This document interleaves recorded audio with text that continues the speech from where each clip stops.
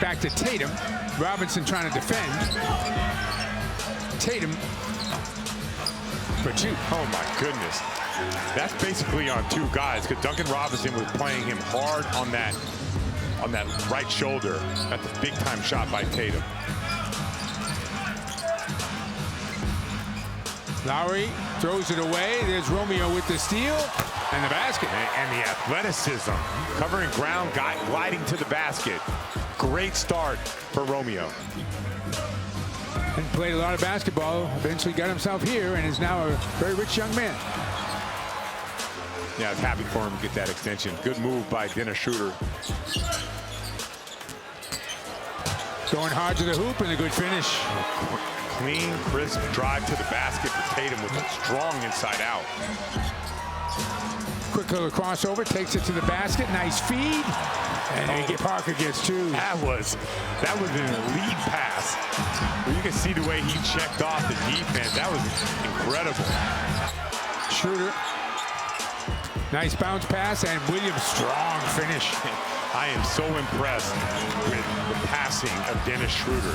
Trying to do something. He can't do much, but they come up with the ball. Good strip inside. Tatum splits the defense and gets two. Going hard to the basket and getting two with Tatum. And again, he immediately looks at the official. Does not get a call. Richardson in traffic, kicks it to the corner. Open man, drills a three, and that would be Langford.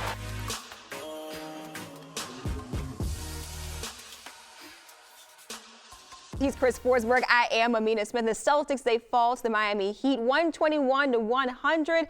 However, Forsberg, what did you think of this team in their final preseason dress rehearsal? Yeah, I just think in general, it would have been nice to see the starters out there a little bit more. Obviously, Al and Jaylen coming down with COVID conflicted everything and made it harder to get a look at these guys. But, you know, I think the bright spots are definitely the younger guys. You got a long look at Romeo Langford and Aaron Nesmith, who carried over some of their summer success. And now you feel confident that they can maybe fight for regular season roles and be part of the rotation this season. So encouraging you can take from it. I'm not sure how it's going to look at the start of the regular season. A lot of kind of things to be decided still. But, hey, the games matter now, and I think everyone's going to ratchet it up to another level. I know you wanted to look at Dennis Schroder coming into this matchup.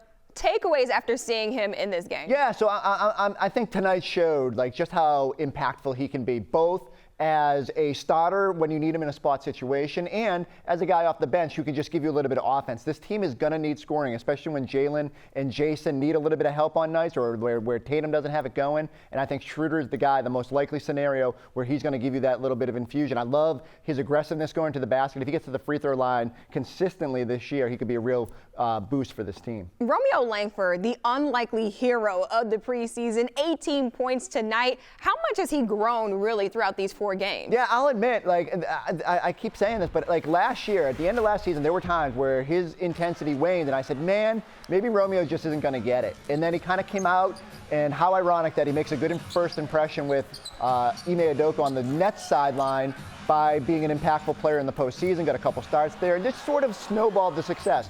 Went to Summer League, then comes into the preseason. The three-point shooting is fantastic. Like, that's going to help get him on the court and make him a key piece of any lineup that he's with if he can shoot like that, especially in the corners. But he opened up the toolbox a little bit more in this preseason and showed it's not just the three-point shooting. He can defend, he can create for himself, he can put the ball on the ground, he can get out in transition. And the numbers were great. Yeah, you see, looked at the numbers right there from the preseason and all the way up into the game tonight. They just increase in terms of points, field goals, the three-point field goals as well, the plus minus. It seems like it's all trending in the right direction for Romeo Langford and Forsberg. When you take a look at Romeo, just how big of a step forward are you expecting him to take this regular season? So that's the big question now, right? Like, okay, so it's great to have success in Summer League. It's great to parlay it into the preseason, but the regular season is another beast. Like, minutes are going to go up, and when the Celtics are healthy, there are guys in the middle of that rotation who are going to get squeezed. So can Romeo differentiate himself from the Josh Richardsons of the world, who have past experience with Ime Udoka, who have past experience being key role players on teams? So he's still got a little bit of an uphill climb to get into a spot where his minutes are consistent. But what he did is he earned his coach's trust here. And where if Ime Udoka is looking down the bench and going, who can I trust? Romeo Langford is one of those guys, one of those players that he's going to feel confident that he can lean on. And I don't think Brad Stevens felt that way all of last year. It came in spurts. And now I think Romeo's kind of figuring it out. Like, if he's going to be out there and if he is going to play big minutes, he's got to play to that level. Overall, what went right with this team throughout the preseason?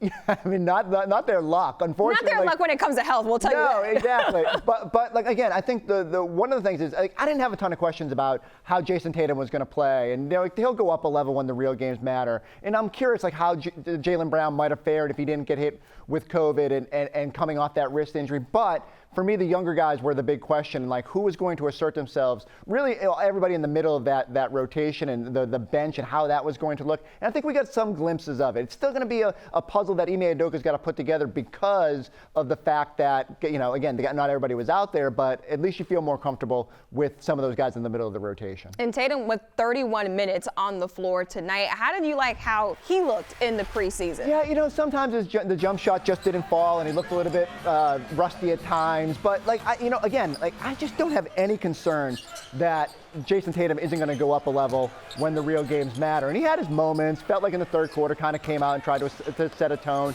And it's weird in the preseason. You're playing 24 minutes one night, trying to get stretched out a little bit here, but you haven't played in a week really. So I suspect when the bright lights come on in New York on Wednesday night, Tatum will be ready to go. And we've seen a little bit more bully ball. We've seen the vision. So there's encouraging strides that have been made even in that small glimpse. Scal joining us right now on the set. Scal, big takeaways from the preseason with this Celtics roster. So love defensively. Let's start with the things I love, right? Because I'm going to try to be a positive guy. Love them defensively. Love their energy. Love the way that they switch, and they switch to the body, and they're aggressive.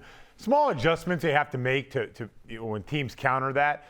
But the things I feel like they need to work on is, and it's hard because you didn't see the entire roster throughout the preseason, their spacing. Their spacing isn't good. And Chris mentions I'm not concerned with Jayson Tatum. Yeah, I'm not concerned with Jayson Tatum either, but I am concerned if Jayson Tatum's going against three guys and guys aren't spaced out on the weak side. But that's one of those things where you put veteran guys out there, Al Horford and Jaylen Brown, like these guys are going to figure it out and they'll know what to do. Marcus Smart, Peyton Pritchard. So I can't say I'm going to overreact to the spacing on the floor, but I will say this. Today, it was not good.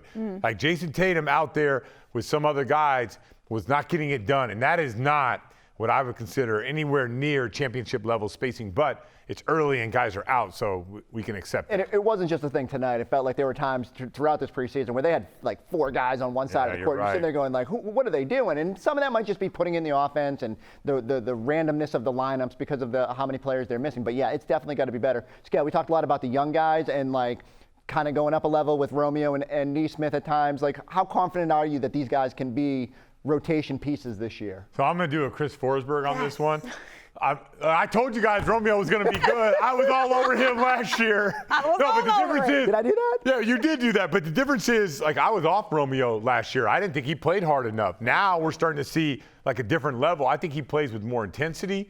I think he turns the corner with more force. I think he has an incredible last step to the rim where he glides. So listen, I know he's not going to shoot 65% from three all year long, but if he's shooting anywhere from 40%, I like Aaron Nesmith. I like the way that he's playing. I think all these guys can contribute, and that's important because not only do you have veterans there, but if they look behind and they see some young guys who are in the gym early, staying after, and then getting their opportunity, that's also going to push the veterans to be better. So I like the balance of this team.